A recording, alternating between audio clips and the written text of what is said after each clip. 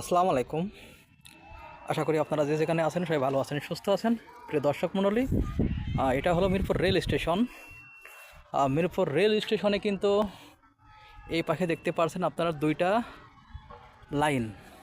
এই দুই পাশ দিয়েই কিন্তু ট্রেন আসা যাওয়া করে। আমার সামনে আপনারা আরেকটা পরিত্যক্ত রেল লাইন দেখতে পাচ্ছেন। এটা কিন্তু নতুন নির্মাণ করা হয়েছিল। এখন হয়তো নতুন বললে ভুল হবে, যেহেতু আশপাশে অনেক ঝোপঝাড় জমে অবস্থা কিন্তু একাকার। কিন্তু দেখেন, কোটি কোটি টাকা কিন্তু খরচ, কিন্তু কাজের কোনো সুফল নেই। এই রেল লাইনটা বানাতে অবশ্যই সরকারের অনেক টাকা ব্যয়বহুল হয়েছে।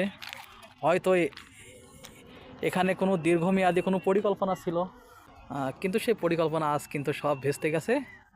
এই লাইন দিয়ে কোনো ট্রেন চলাচল করে না।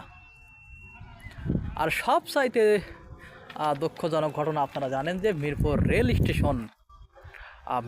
স্টেশনে এখন কিন্তু কোনো স্টেশন মাস্টার নেই, মাস্টারবিহীন চলছে রেল স্টেশন।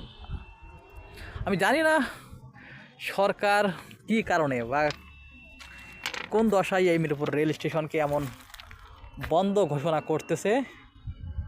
মিরপুর উপজেলার ভিতরে কিন্তু খুবই গুরুত্বপূর্ণ ভূমিকা পালন করে রেল স্টেশনটি। আর এই যে রেল লাইনটা সম্পূর্ণ পরিত্যক্ত হয়ে পড়ে আছে। আসলে যদি ব্যবহার না করা হয়, তাহলে কেন কোটি কোটি টাকা এইভাবে নষ্ট হচ্ছে? এই পাশে স্লিপার কিন্তু সবই নির্মাণ করা হয়েছিল, কিন্তু সময়ের অগ্রগতির ক্ষেত্রে তা কিন্তু সব ভেস্তে গেছে। দেখেন, এই স্টেশনের পাশে ঝড় ঝাপ, কী একটা পরিবেশ। যাত্রীরা কিন্তু রাতে এদিক দিয়ে যাতায়াত করে, হয়তো বিভিন্ন পোকামাকড় থাকতে পারে। আসলে দেখার কেউ নাই, বলার লোক অনেকেই আছে, কিন্তু দেখার কেউ নাই।